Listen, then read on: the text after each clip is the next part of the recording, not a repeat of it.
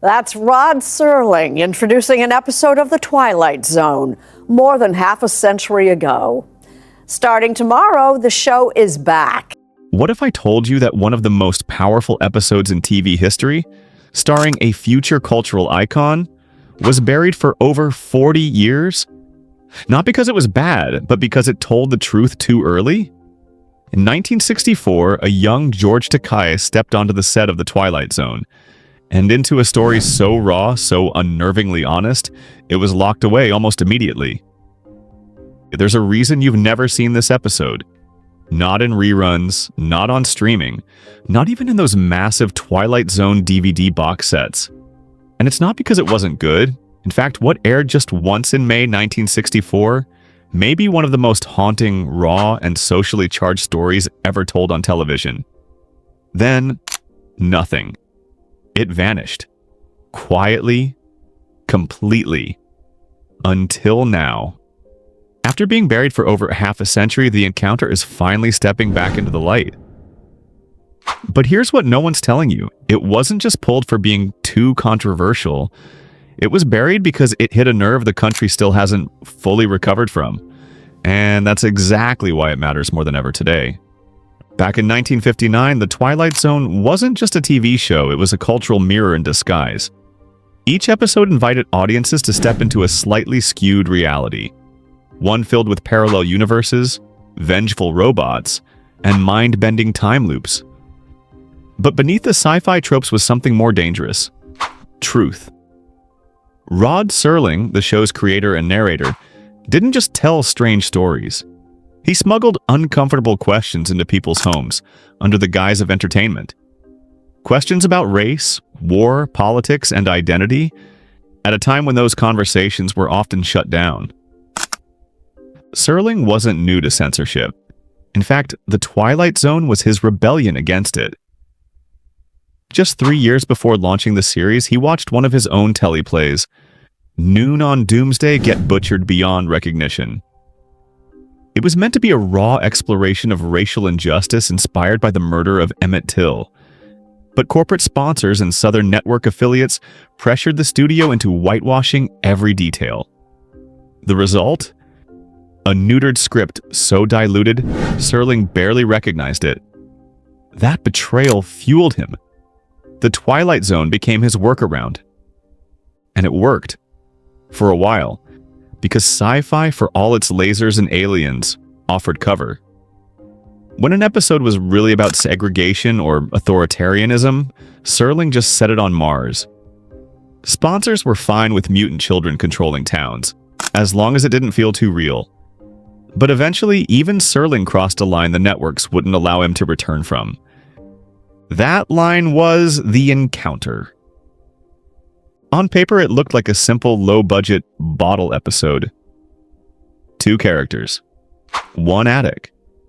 A casual conversation over beers. But what unfolded in those 25 minutes was anything but casual. Neville Brand played Fenton, a grizzled World War II veteran, sorting through old relics in his attic. George Takei, years before he'd become Sulu on Star Trek, played Arthur, a young Japanese-American man who stops by looking for work. The mood? Uneasy. The attic, cluttered with relics of war, becomes a battleground of memory and trauma. And at the center of it all is a samurai sword taken from a dead Japanese soldier. At first, their conversation is polite, but then subtle shifts begin. Arthur stares too long at the sword. He repeats Fenton's words in a near trance. And then, a twist. He reveals his real name is Taro. And his father, he says, was a traitor. Someone who helped Japan plan the attack on Pearl Harbor. That line, delivered like a blade in the dark, changed everything. Not just in the attic, but in CBS boardrooms. In living rooms across America. The phones lit up. Letters poured in. Asian American groups condemned the suggestion. To many, it reinforced dangerous stereotypes about Japanese Americans being inherently disloyal. And, perhaps most alarmingly, it dropped all of this into the public consciousness at a time when the US had barely begun reckoning with its own wartime shame. Because here's what the encounter dared to touch. the forced internment of over 120,000 Japanese Americans during World War II. Entire families uprooted, homes lost, rights stripped, and all under the banner of national security. Most of the country didn't want to talk about that in 1964. Many still don't today, but Serling did. And instead of making the Japanese American character a victim, he gave him a voice. Complex, angry, haunted. Some would say too haunted. Behind the scenes, CBS panicked. Sponsors balked. Even though Serling had stepped back as showrunner by season 5, his fingerprints were all over the episode's tone. It aired just once, and then it disappeared. No syndication, no reruns. Just a quiet erasure as though it had never existed. But stories, especially dangerous ones, don't stay buried forever. In 2016, after decades of silence, The Encounter was quietly re-released during a limited archival series on niche cable and digital platforms. The reaction? A mix of stunned appreciation and uncomfortable recognition. And now, nearly 10 years later, CBS has announced that in 2025, the uncut episode will finally return to wide circulation across streaming and syndication platforms. Complete with historical context and post-viewing discussion features. The timing isn't random, it's deliberate. Because we're living in a moment where history is being rewritten in real time, where book bans, curriculum fights, and selective memory are shaping national conversations. And The Encounter, imperfect and bold, feels ripped from that same struggle. It asks what happens when the traumas of war are never unpacked, when veterans are left to rot in the attics of their own minds, when inherited shame turns inward and intergenerational pain becomes a weapon. George Takei himself, now 88 and a longtime advocate for civil rights, has spoken out recently in support of the episode's return. He called it deeply flawed but necessary viewing, and urged audiences to view it with the historical weight it deserves. In a 2024 interview with The Hollywood Reporter, he reflected on filming it. It was one of the most emotionally difficult roles I ever took, but I knew what it was trying to do. And that's the thing. The Encounter was never about glorifying violence or blaming communities. It was about confronting ghosts, both personal and national. And for 55 years, those ghosts waited. The line that rattled audiences in 1964 wasn't just controversial, it was combustible. Arthur, played with quiet intensity by a young George Takei, sits in that dim attic and delivers a sentence that detonates like a memory long repressed. His father, he says, helped plan Pearl Harbor. It lands like an accusation, but at whom? Fenton, the war-scarred veteran? The viewer? Or the country itself?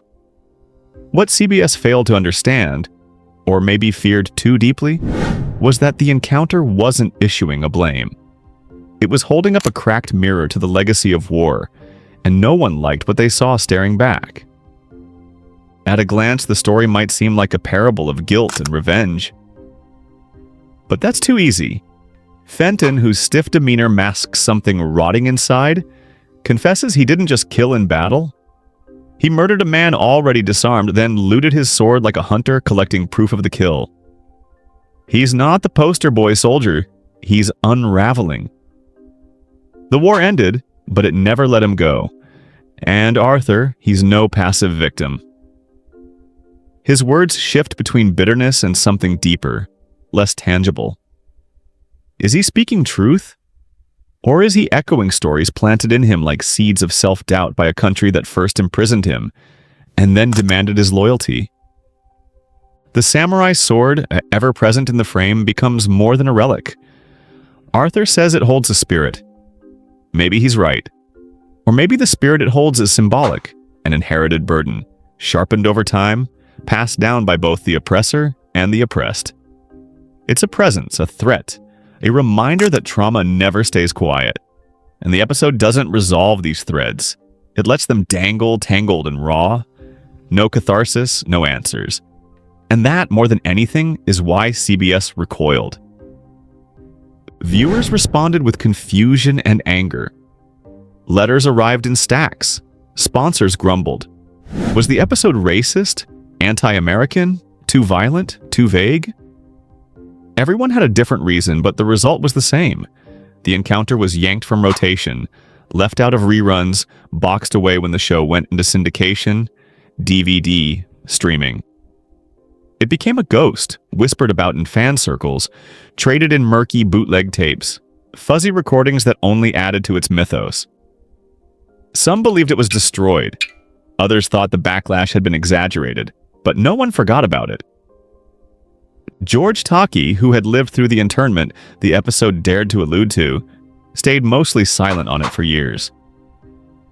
As a child, he and his family were ripped from their home and sent to the Rower Camp in Arkansas, one of 10 prison sites erected by the U.S. government in the shadow of Pearl Harbor. No charges, no trial. Just suspicion, based solely on ancestry.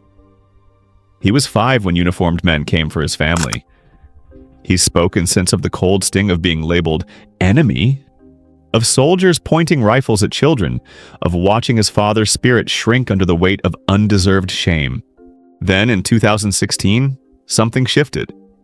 The Sci-Fi Channel, running its annual New Year's Twilight Zone marathon, quietly dropped the encounter into the rotation. No announcement, no disclaimers. Just there, suddenly, like it had always belonged. And the reaction. Staggering. Fans old enough to remember its single original broadcast were stunned. Younger viewers, many unaware it had ever existed, were shaken. Comment threads exploded. Was this the most disturbing episode of the series? Was it brilliant? Was it dangerous? It didn't matter if you liked it, you couldn't unsee it. What makes it hit so hard even now is that it confronts a very specific kind of American denial.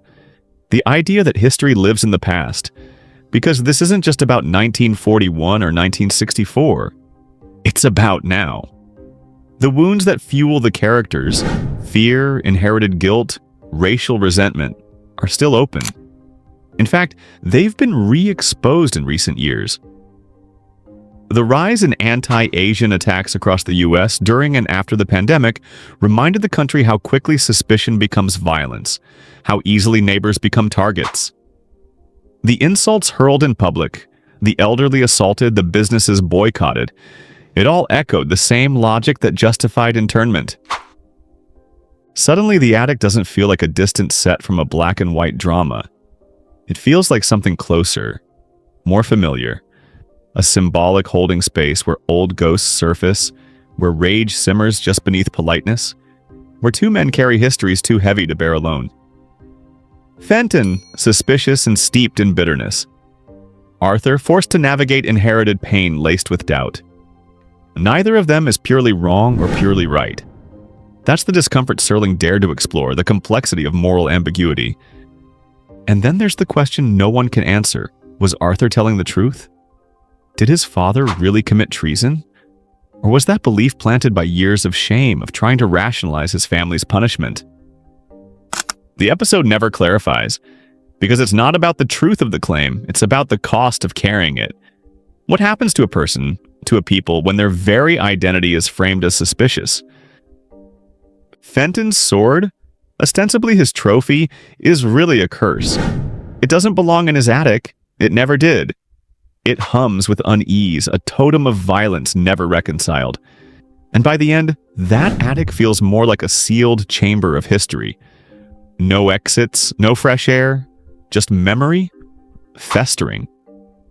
What elevates the encounter isn't its politics. It's its unwillingness to offer comfort. There's no hero to cling to, no enemy to safely despise. Only 2 men who mirror the country's deepest contradictions. Both victims of war, both damaged by institutions, both dangerous in their own ways. That's why it stayed buried for so long. Not because it failed, but because it succeeded too well. Several of the most haunting Twilight Zone episodes weren't erased due to low ratings or lack of creativity. They disappeared because they touched raw nerves that the networks weren't ready to expose. But the reasons they vanished weren't always obvious. Some were yanked quietly with no statement or fanfare, leaving viewers to wonder if they'd imagined them. And others were kept in vaults, not because they shocked audiences, but because of invisible legal knots or ownership gray zones that stifled distribution. The most notorious of these, The Encounter, starring a young George Takei, remained in limbo for decades, not due to violence or vulgarity, but because it dared to explore a post-war racial tension too volatile for 1960s syndication. Yet, The Encounter was only the beginning. A cluster of episodes slowly joined it in exile. Miniature, Sounds and Silences, A Short Drink from a Certain Fountain, and An Occurrence at Owl Creek Bridge. Their reasons for removal were varied, but together they revealed something deeper. That the gatekeepers of media weren't always motivated by public morality, but by fear. Of lawsuits, of sponsor backlash, or simply of challenging the status quo. One might wonder, how many stories have disappeared not because they were wrong, but because they were too right, too early? Consider Miniature, a haunting piece where Robert Duvall plays a man who falls under the spell of a dollhouse exhibit. Its inhabitants seemingly alive and far more comforting than his own dismal life. Though it premiered in 1963 to critical praise, a contract dispute with the estate of author Charles Beaumont locked it away from syndication for nearly 40 years. The irony? It wasn't the episode's content that proved controversial, but the fragile scaffolding of creative ownership that early television never quite stabilized. It was only in the 2000s, decades later, that the episode resurfaced on a DVD box set. Its surreal tale of loneliness striking a new chord with digital age viewers. A Short Drink from a Certain Fountain, meanwhile, told a story that could have sprung from a Black Mirror script. A man, desperate to keep pace with his much younger wife, takes a youth serum and ends up regressing into childhood. Its satirical take on vanity and aging was chilling, but it disappeared from airwaves for a reason murkier than audience discomfort. Rumors swirled that its premise closely resembled an unproduced work, prompting CBS to preemptively pull it rather than face a legal minefield. It's a reminder that some of the most daring ideas don't get silenced by public outrage. They get silenced by paperwork. Then there's Sounds and Silences, a nerve-jangling story about a man with an overwhelming need for noise who suddenly becomes hypersensitive to every sound around him. CBS aired it in 1964 only to face a defamation lawsuit from a former Navy officer who claimed the character was modeled after him. Whether true or not, the lawsuit was enough to send the episode into purgatory. It was years before it was restored to the archive, and even then, it returned without any formal commentary. Just a quiet re-entry into a world louder than ever. One episode stood apart in both format and fate. An Occurrence at Owl Creek Bridge. Unlike the others, it wasn't even a Twilight Zone original. Adapted from Ambrose Bierce's Civil War-era short story, the haunting French film tells of a condemned man's imagined escape in the final milliseconds of life. CBS bought the rights to air it once and once only. That one airing stunned viewers in 1964. Then it vanished. For decades, it remained a whispered legend among fans. Today, it's available on select home media, but its absence from regular circulation left a vacuum. It's a story told in silence, yet remembered like a scream. These vanishing episodes weren't errors or accidents. They were casualties of a culture unsure of how much truth it could tolerate. Rod Serling himself grew increasingly weary of that cultural compromise. By the end of the show's run, he was no longer the revolutionary figure networks welcomed. He was the cautionary tale they feared. He once reflected bitterly that writing for television had become an exercise in self-censorship. His scripts, often reshaped in metaphors and science fiction disguises, weren't just creative flourishes, they were necessary camouflage, and even then, they weren't always enough. When the Twilight Zone shifted from original broadcast to syndicated reruns, something changed. Power no longer rested in the hands of writers. It belonged to station managers, advertisers, and lawyers. Episodes that were once broadcast in full were now chopped, muted, or removed altogether. Serling's carefully crafted provocations were turned into safe late-night background noise. But even as the visuals flickered on televisions across the country, the soul of the series had been subdued. And still, the questions it raised lingered, unresolved. Re-examining these buried Twilight Zone episodes now feels like opening a time capsule, not just of television, but of cultural restraint. These stories weren't loud. They were subtle, moral, melancholy, but they dare to ask things networks still hesitate to confront. What does it mean to be culpable for inherited guilt? Can silence be more damaging than noise? What does justice look like when wrapped in ambiguity instead of closure? Their reemergence in modern media is no coincidence. In 2019, Jordan Peele's revival of the series introduced a new generation to Serling's vision. And in 2025, a new chapter begins. IDW's forthcoming Twilight Zone comic, penned by Dan Waters, promises eerie tales soaked in dread and modern disquiet. Meanwhile, Ben Stiller's announced film adaptation, featuring a time-leaping fighter pilot, seems poised to stretch the boundaries of the franchise even further. These revivals aren't just homages, they're affirmations that Serling's questions still matter. Today's audiences, shaped by endless news cycles and algorithm-fed media, are arguably more prepared than ever to handle discomfort. Shows like Severance, The Leftovers, and Black Mirror don't just borrow Serling's aesthetics, they carry forward his moral provocations. They don't aim to soothe, they seek to unsettle. And perhaps that's the clearest sign that the Twilight Zone never really faded. It just changed its face. These weren't just old TV episodes, they were warning flares, small, profound stories that dared to ask questions we're still wrestling with today. Rod Serling didn't just entertain us, he challenged us. And George Takei? He lived it. Not just on camera, but in every chapter of his life that followed. From forgotten footage to fierce advocacy, his journey mirrors the very themes the Twilight Zone was built on. Justice, identity, and the courage to speak when it's easier to stay silent. If this story moved you, drop a comment below. We'd love to hear your thoughts. Like, subscribe.